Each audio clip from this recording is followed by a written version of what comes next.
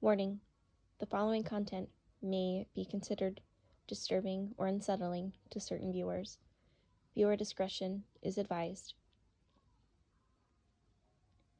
This video is meant for informative purposes only.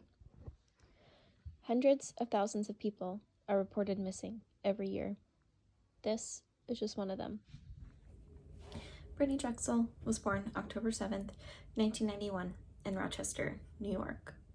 Her mom's name is Dawn, and Brittanee was actually adopted by a man named Chad.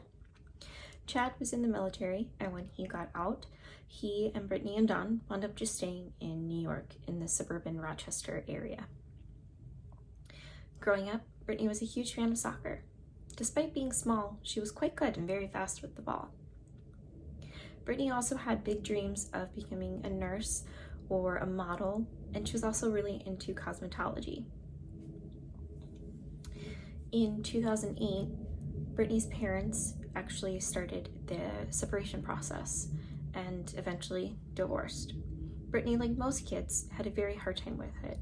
Only Brittanee is said to have suffered from depression, so when Brittanee's mom and dad separated, her depression was made worse. Brittanee had a very hard time coping with it, to the point where her grades in school started to suffer. Despite the separation, Brittanee and her dad, Chad, remained close, and Brittanee lived with her mom. In April 2009, Brittanee asked Dawn if she could go to Myrtle Beach with some friends, and Dawn said no. Dawn said no because there weren't going to be any adults there, and it was going to be an unsupervised trip, and she did not want Brittanee going. This led to a huge fight between Brittanee and Dawn, and eventually Brittanee asked Dawn if she could just stay at a friend's house and cool off for a few days, and Dawn said yes. That very night, however, Brittanee didn't just go to a friend's house. She went to Myrtle Beach, despite her mother saying no.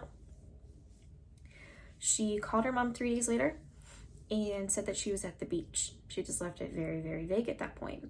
And Dawn just assumed that she was on the shoreline of Lake Ontario because the weather was nice, and she had no reason to think otherwise because Brittanee had said that she was with her friends at the beach. That night, around 8 p.m., Brittanee Drexel left her friends and the hotel that they were staying at and walked 1.5 miles south down South Ocean Boulevard to another hotel called the Blue Water Resort, and she planned on visiting a friend while there.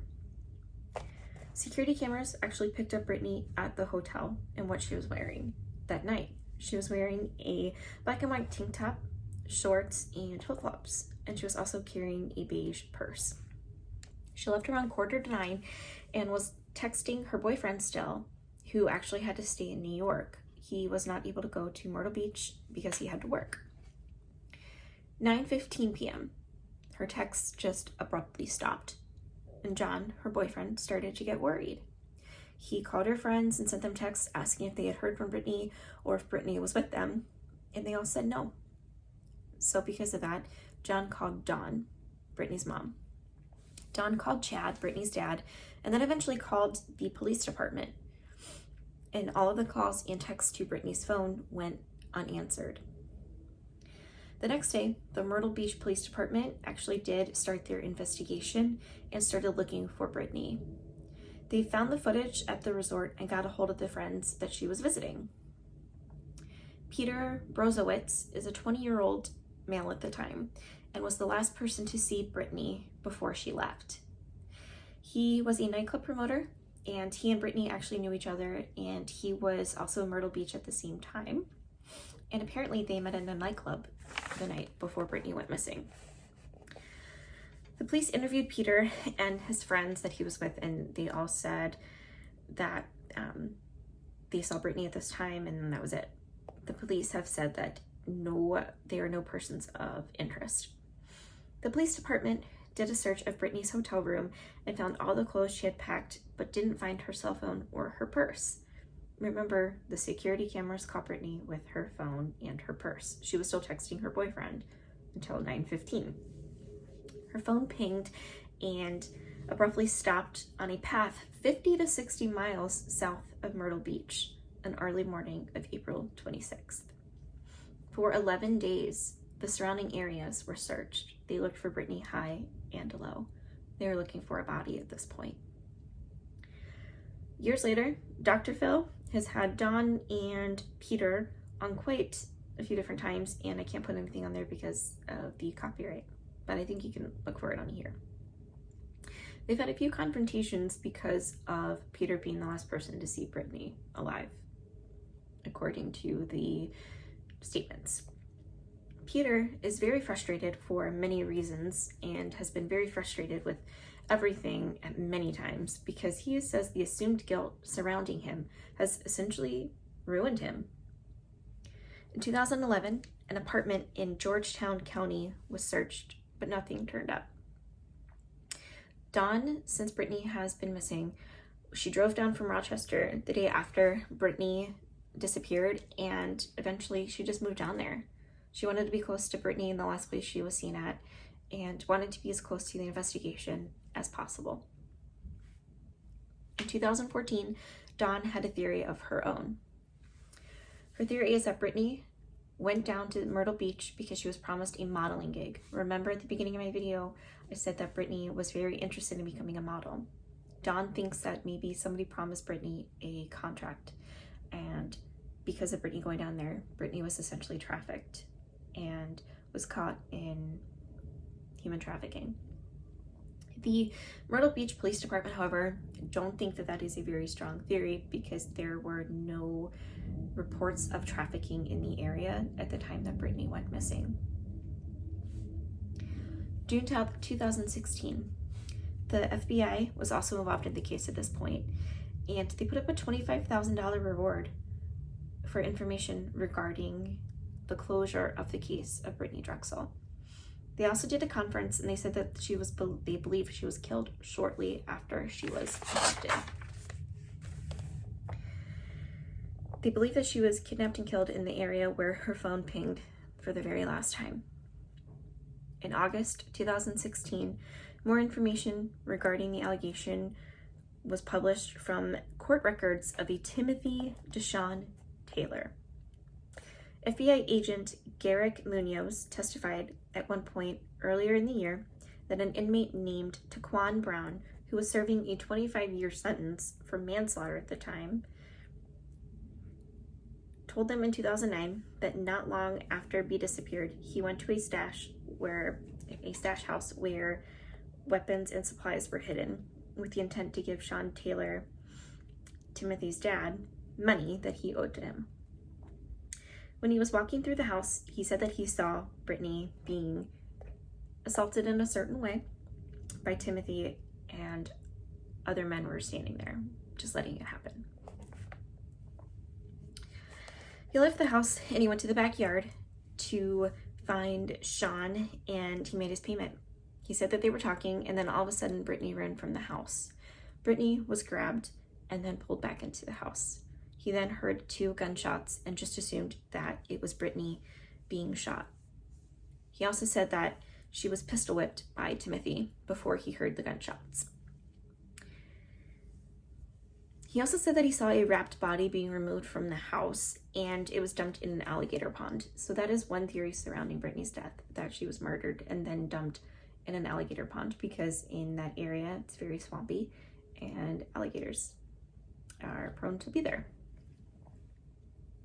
Unfortunately, I think with things like this, you can't always believe what an informant essentially says, because if somebody is in prison, sometimes they can make a deal where they will give you information for a later sentence or for something going on that they need in prison. Supposedly, Timothy picked up Brittanee in Myrtle Beach and took her to a city called McClellanville. He showed her off to his friends, and he wanted to traffic her with that. However, Brittanee's case was all over the news and starting to get bigger and more media attention surrounding it, so he got scared and he killed her because he didn't want to be arrested for her kidnapping. So he killed her and disposed of her body.